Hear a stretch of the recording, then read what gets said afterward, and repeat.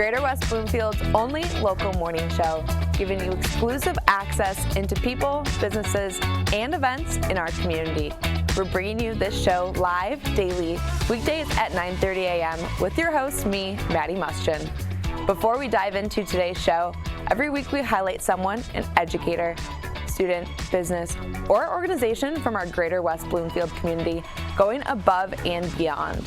If you would like to submit an entry for someone, you can scan the QR code on the screen and fill out the Google form with the person's name, their contact information, and reasons why you think they should be recognized here on the Splash Live for our Person of the Week. Now let's go check out what's going on in our Greater West Bloomfield community. The first event we want to look at is the West Bloomfield Township Public Library virtual events. They're hosting a ton of fun and educational events for residents of West Bloomfield in all age groups. Today, their registration opens for West Bloomfield Library on the Go, and this week's theme is Crowns. This program allows you to register your toddler or preschool age children for a fun, hands-on craft that they can take home to create. These kits come with all the necessary materials and also have a step-by-step video to help your child create their own crown. You can also register to rent out those great literacy and tender topic kits that help your child with literacy skills and ways to learn about tough topics that are happening in our community.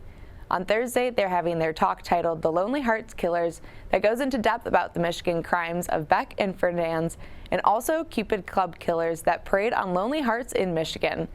This discussion will be led by one of the great West Bloomfield Township Public Library librarians and allow you to dive deep into the stories of the Lonely Hearts Killers' history in Michigan. For all these events, you can register on the West Bloomfield Township Public Library website at wblib.org. This Saturday, April 2nd, Keego Harbor volunteers are needed to help their Parks and Recreation Commission clean out the mouth of the canal that runs through Fran Leaf Park and alongside the Willow Beach swim site. You can contact Keego Harbor Parks and Recreation to join and help clean up our community while also enjoying the outdoors.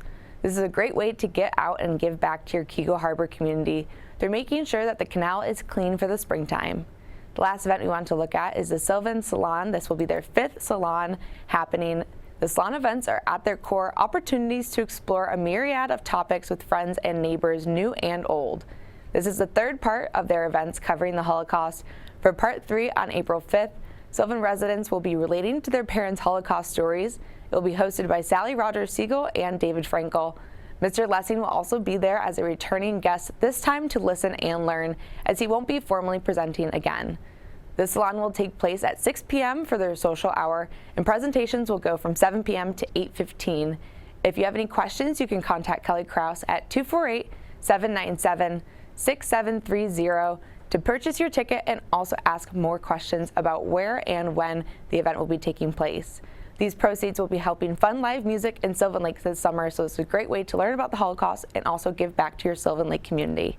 If you have an event you would like us to feature here on the Splash Live, you can send us a message on our social media pages at Civic Center TV and Facebook at Civic Center TV 15.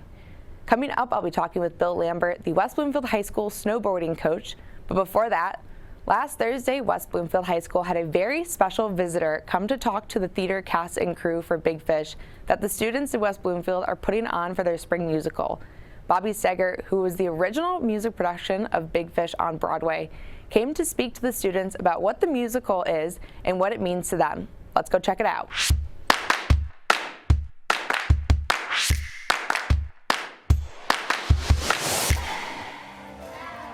West Bloomfield High School got a little taste of Broadway with an exciting visit from Bobby Steggert, who starred in Big Fish as one of the main characters, Will. The West Bloomfield High School students are set to put on the musical Big Fish in late April and have been rehearsing and practicing to show off their skills to the Big Fish's original star. Bobby came to watch the cast put on a few of the musical numbers that they have been working on, while also giving them some advice on the musical and what it means to be performing to their audience. No, it was really inspiring to see you guys. I mean, one thing that is really special about this show is that every one of Edward's songs or stories has a real purpose, right? So, like, what would you guys say the purpose of telling Will this story is? You know, what is Edward's message in this specific story? To be his own hero. Totally. And what does that mean? Like, I'm trying to think about it. It's like having, instead of like looking up fairy tales, he can create his own type of fairy tale. Sure.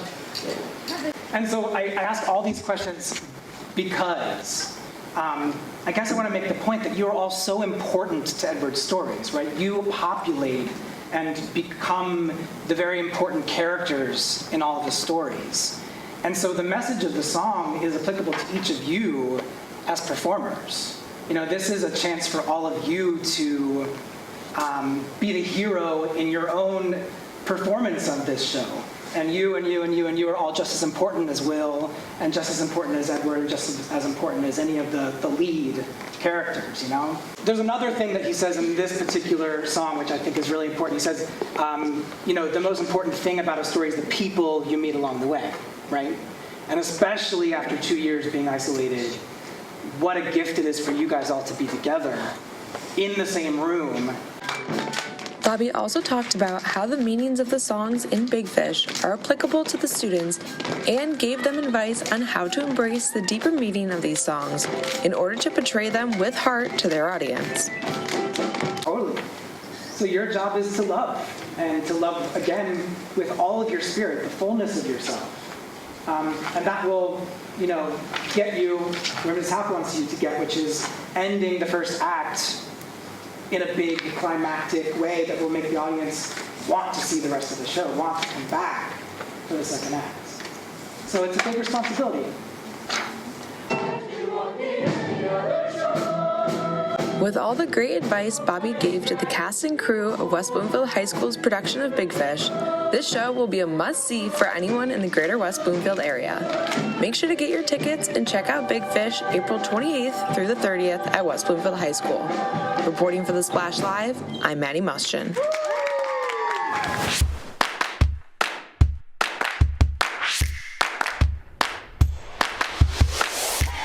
Thank you again to Bobby Steggert for visiting the students and talking to them a little bit about his production in Broadway and how the students can make sure that their show this April is going to be great. The West Bloomfield High School Spring Musical Big Fish is a must-see, and students will be putting on the show April 28th through April 30th.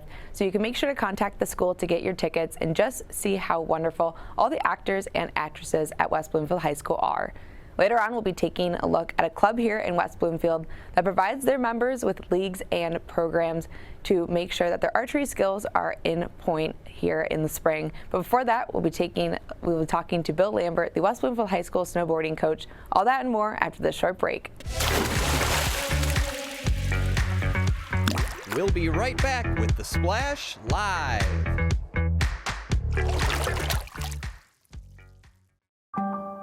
In the face of COVID-19, staying healthy is important. And now the same is true as we face the flu. Influenza has the potential to infect millions, putting lives and the healthcare system at risk.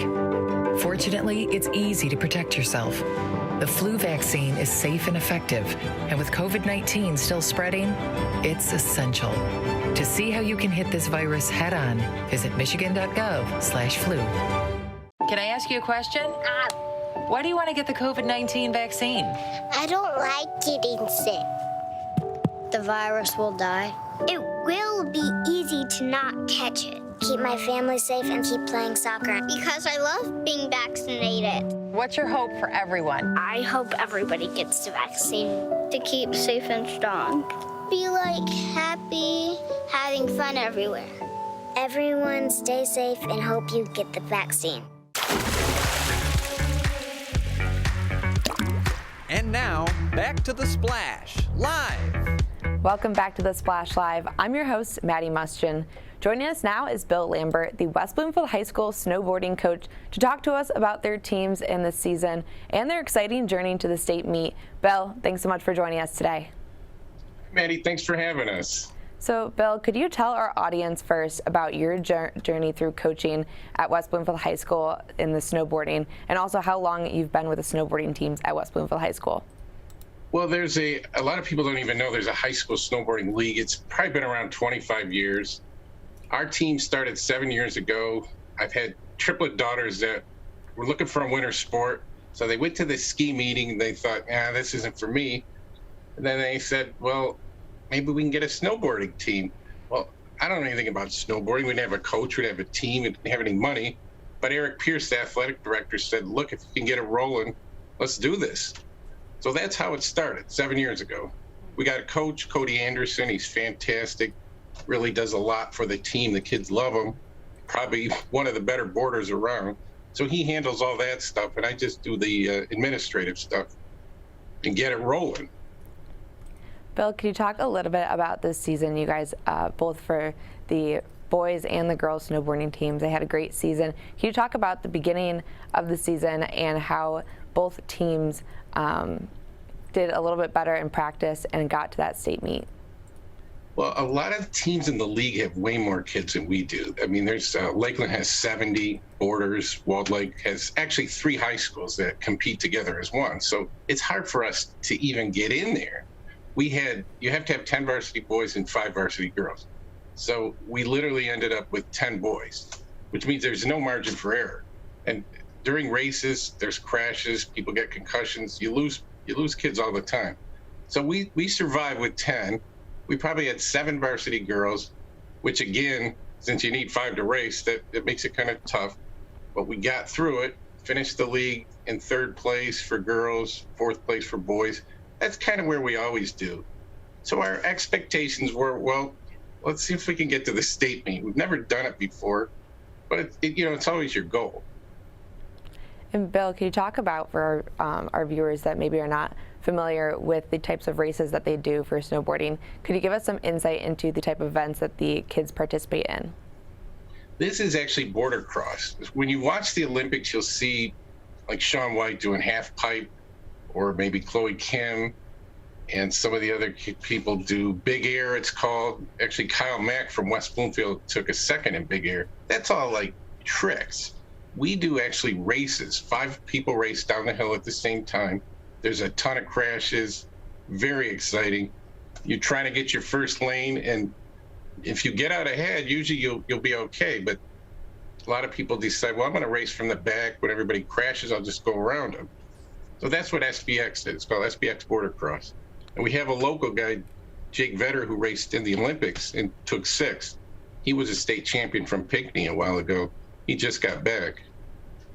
And then, Bill, could you talk about both of your teams making it to the state meet? How did that feel for you guys, especially with a team that's a little bit smaller than the others that they're competing against? Well, you watch the race. Each kid races 3 times. So you have literally 30 races for the boys, because you have 10 varsity, and 15 for the girls. So after the first cycle, we're in 3rd place. We're not thinking anything. Then for the boys. After the 2nd cycle, suddenly we were in the lead, and I kept thinking, well, this can't be right. I mean, how can we be in the lead? It turns out the crashes, the disqualifications, somehow our kids just kept rolling through, the boys, that is. And then they had to do well in the last run, and they did, and they won. We were dumbfounded. Then the girls just blew everyone away. I mean, these are people that beat them all year.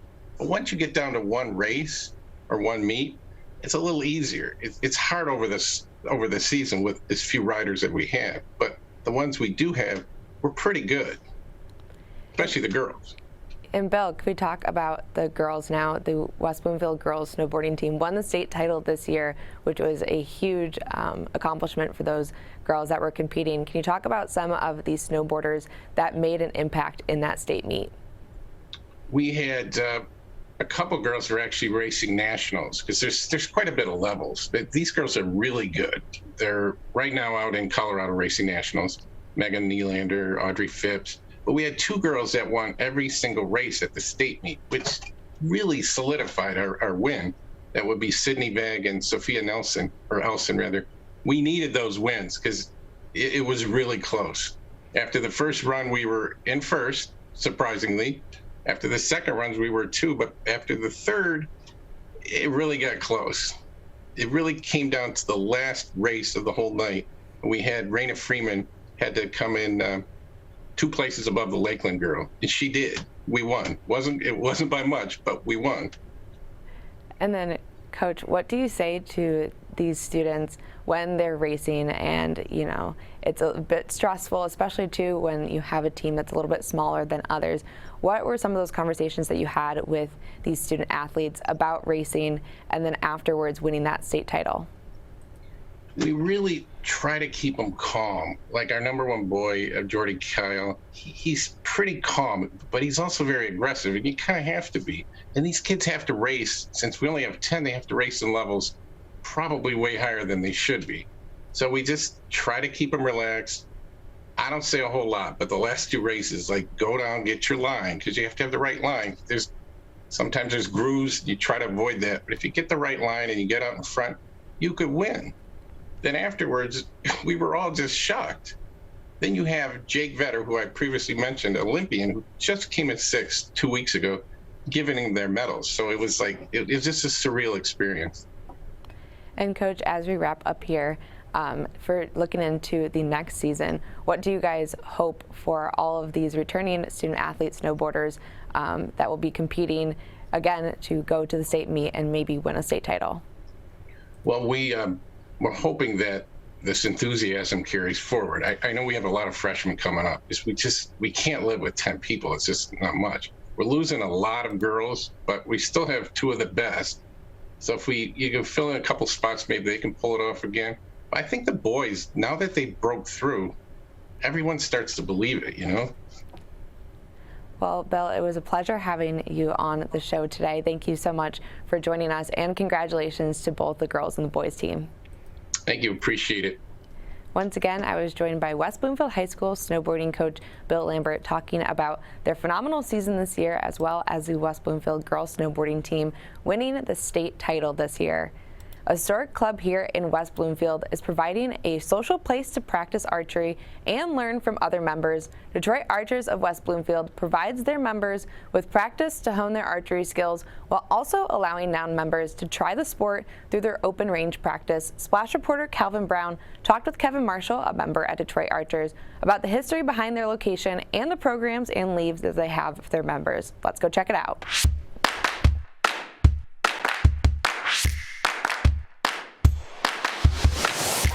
With the warm weather turning over a new leaf, archers around West Bloomfield Township are itching to fix their fletching and start flinging arrows. Nestled in the thicket along Drake Road, Detroit Archers has been hosting club members for years, and I got to talk to member Kevin Marshall about the program's activities and history of Detroit Archers.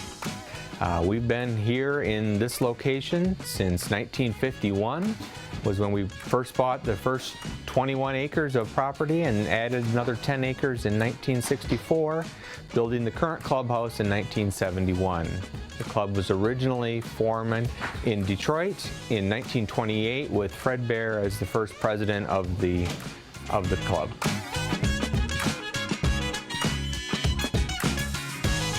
It's been a member-driven club ever since 1928. We currently have approximately 80 member families. When one person joins, the whole family joins. And so you're able to share work hours and shoot leagues and use the club like it as the whole family, not just the person who joins it like a health club. It's not family owned, it's owned by the membership. When you become a member here, you become a part owner of the club. And you are required to do certain things as part of the membership, but shooting is the most important part of it. Tonight we have the Tuesday Target League. There are kind of 2 groups of shooters here at the club. There are target shooters and there are 3D shooters, which shoot foam animals at varying distances. It really tests your skills at guessing yardage because the animals are all at different yards. And then we have a FIDA league that starts and runs in the fall, and then the other leagues that start later in the year. Most of the leagues start up right around the new year, and then the Saturday Morning Archer starts the first Saturday in November.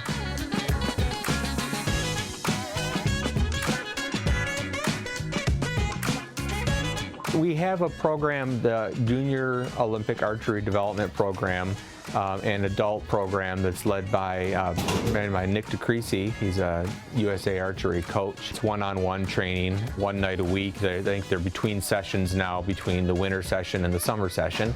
And then on Saturday mornings, we have our Saturday morning archery, where it's kind of a come as you want. shooting, and there's some lessons there is not as sophisticated as the JOAD or adult program. Then we have on open shooting nights, which right now are Saturdays and Sundays. A lot of people are here to practice for the tournament season that comes up, indoor and outdoor, and or practicing for deer hunting in the fall.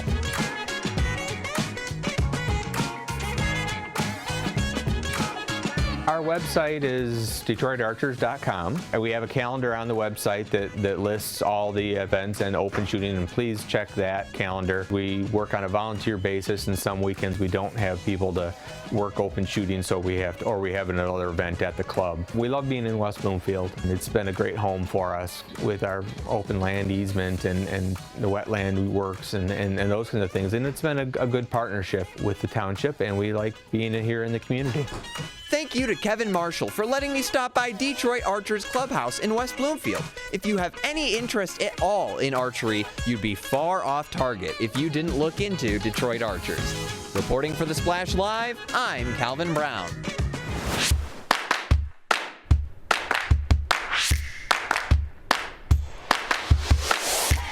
If you're looking to become a member or try your hand at archery, you can check them out here in West Bloomfield and visit their website at DetroitArchers.com to see their expansive list of upcoming events. It's now time to check out our interview that we had with the Etiquette Guru, Stacey Amy, to talk about how you can get back into society after the COVID-19 pandemic. Let's go check it out.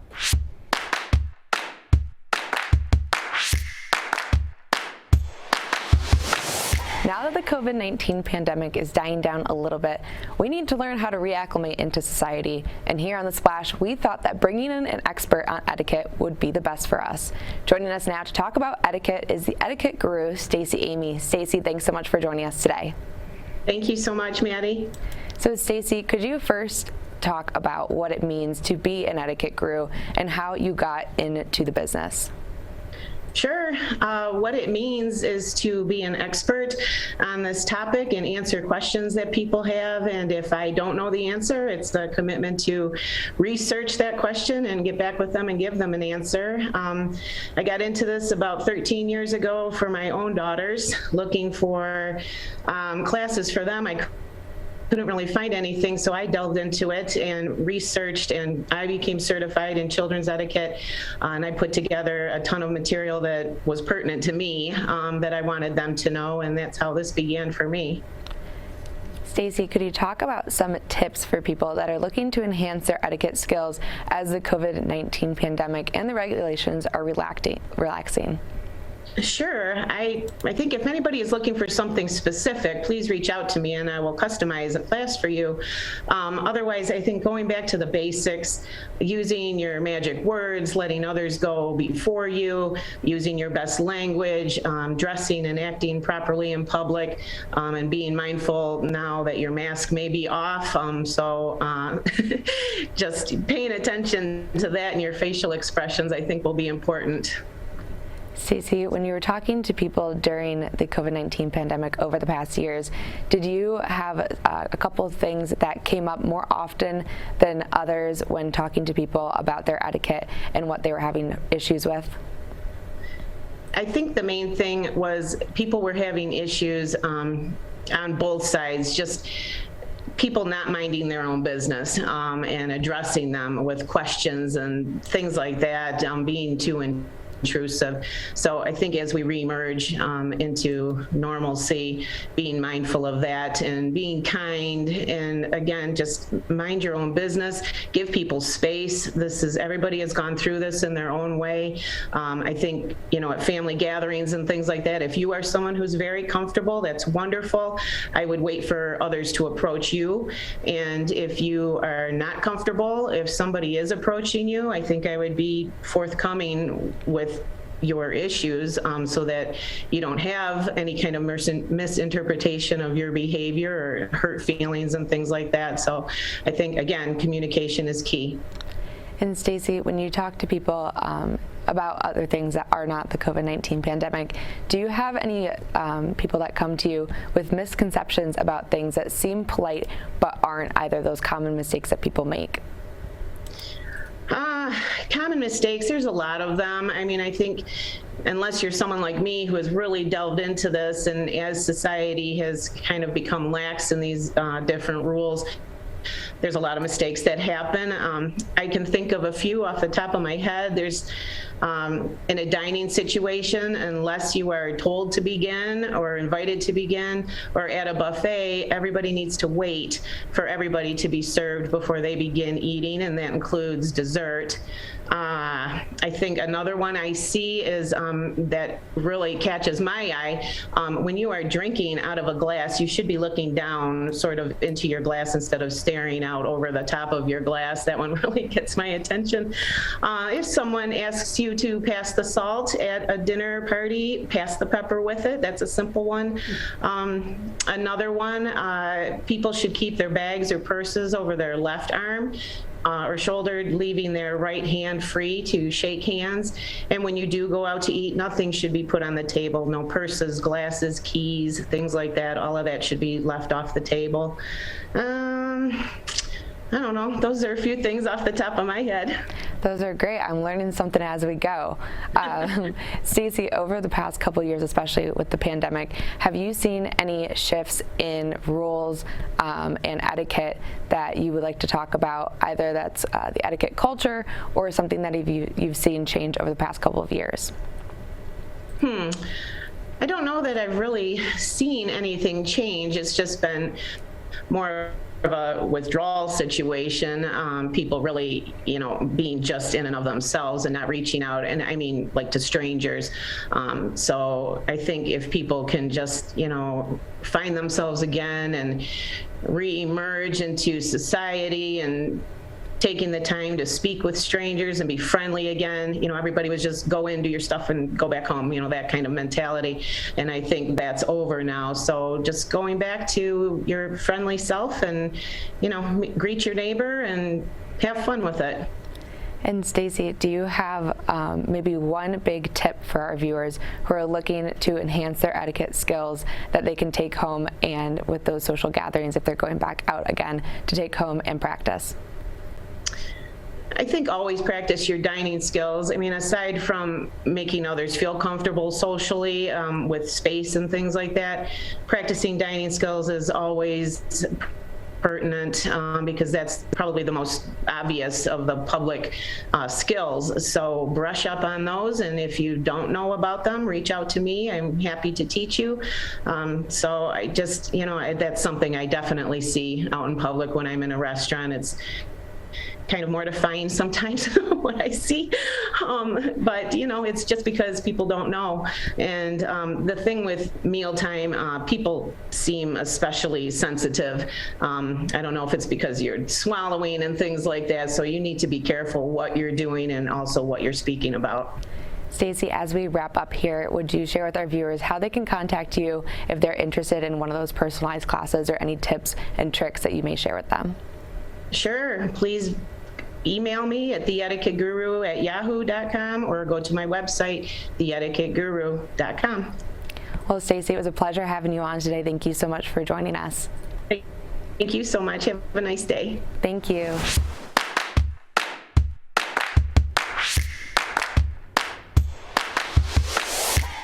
That's it for today's show. Thank you again to Bill Lambert for joining us this morning on the Splash Live.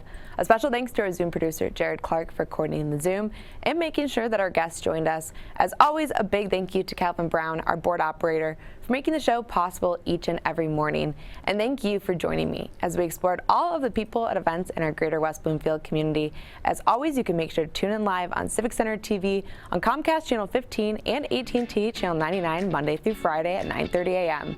For all of our friends in Sylvan Lake, Orchard Lake, Keego Harbor, and West Bloomfield, I'm Maddie Muschin. Thank you for watching The Splash Live.